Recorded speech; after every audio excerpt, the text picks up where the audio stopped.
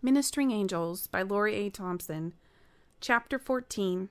Rush of Adventure. Joshua is a natural on the back of the animal. Brad and Josh figure out right at the start that it's going to take all their strength to endure the ride. Aiden had created the perfect equipment to keep them balanced and attached. It will take all their effort to keep their heads and bodies low and close to the animal. Malachi and Josh have briefed Brad a bit on the large animals of the deep. They didn't know much, but they were able to assure Brad of their safety. Joshua compared them to the whales that move about the cove from time to time. These animals are twice the length of the largest whale, sleeker and faster. Once on their animals, it becomes apparent that maneuvering the animals is not part of the ride. Joshua's and Brad's animals follow Aiden's lead. Aiden is confident at paving the way for the other boys. He has spent many seasons training the three animals they're riding. He knows all they have to do is hold on.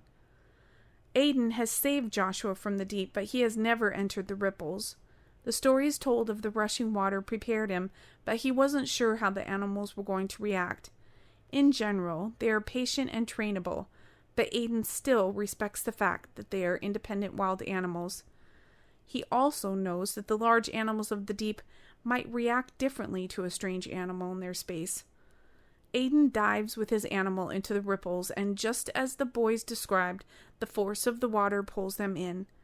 Then Joshua feels the tug of his animal's nose catch the rush. Brad is brave. He knows he can do anything the other boys can do, but he follows Aiden's lead. He isn't a fool. Aiden adapts quickly to the new environment. He elicits a jolt of excitement with the increased speed. The animal responds calmly as if it had swum with these animals before. It takes no more effort on the animal's part to swim alongside the massive animals. It uses its nose to guide itself through the rush. Aiden can't turn his head to check on the other boys. The force is just too strong. The boys haven't been in the force that long when Aiden notices his animal has begun to adjust as if it were responding by instinct. Its body maneuvers closer and closer to one of the large animals until it's swimming parallel to its back. Laying its underside flat to its back, the other two animals follow suit. The boys settle in to what they all appreciate as a beautiful underwater rhythm. The boys are traveling faster than they have ever traveled before, joining the animals' relentless perpetual journey. Now they are a part of a natural journey. They're discovering something new, which has always been. The journey seems exciting and new, mixed with a sense of mystery, not knowing where they're going or what they're going to experience next. Aiden and Josh have already had a taste of what they were getting into, but as Brad's animal joins the school, Brad can tell he's out of his element. Brad finds himself overwhelmed by having to adapt to the large members of this underwater school of monsters.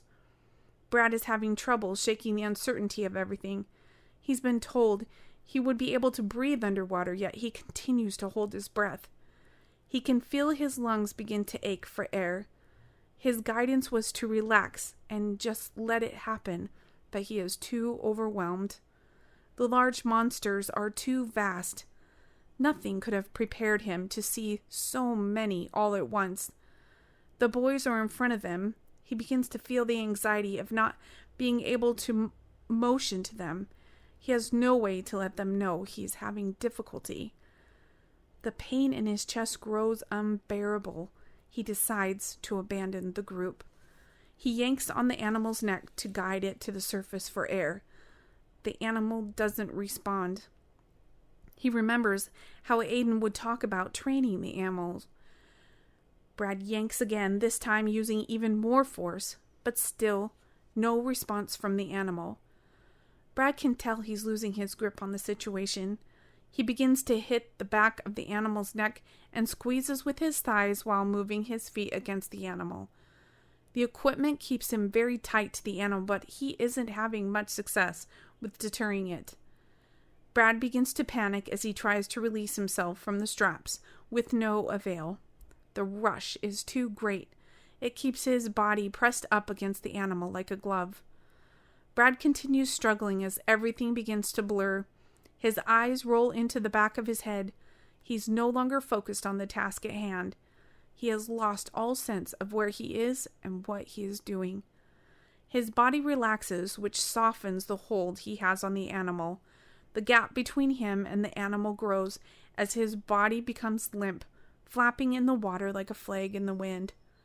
Brad no longer senses the ability to control his body, now functioning on its own. His body's need for air holds the power now to have it react as it should. His lungs force Brad to open his mouth and let it receive the air. The force rushes in, expanding his lungs. Brad's inability to stop it allows his body to work as it should. Working properly, the body exhales. In and out, the water moves as Brad's body takes the air it needs and returns the salty water back to the ocean around him.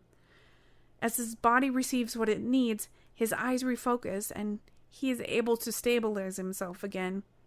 His body stiffens and his hands grab hold of the harness. He looks forward to seeing the other boys on their animals, moving peacefully through the force. Brad regains composure, allowing himself to hold on and move with the other animals. End of chapter 14.